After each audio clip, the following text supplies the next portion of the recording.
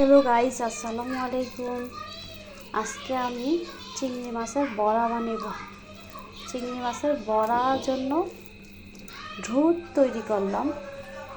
এখন আমি ফ্রাই প্যানে চলে যাব। ফ্রাই প্যানে তেল দিয়ে দেব। ফ্রাই প্যানে তেল দিয়ে দিলাম, একটু অপেক্ষা করব তেলটা গরম হওয়ার জন্য। এই তো তেলটা গরম হয়ে গেছে।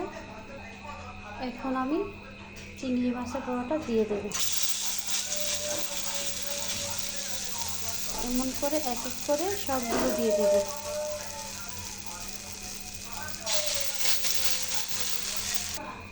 এক এক করে সবগুলো দিয়ে দিলাম। একবারে হবে না তো, তাই দুইবারে দিতে হবে। এখন আমি উল্টিয়ে দিব। এক এক করে সবগুলো উল্টিয়ে দিলাম। এক এক করে সবগুলো উল্টে দেওয়ার পর দেখুন কালারটা কত সুন্দর আসছে, তাই না?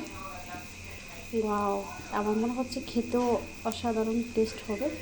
অবশ্য চিংড়ি মাছ আমার বরাবরের মতোই পছন্দ। যেভাবেই দেন না কেন ওভাবেই পছন্দ করি খেতে।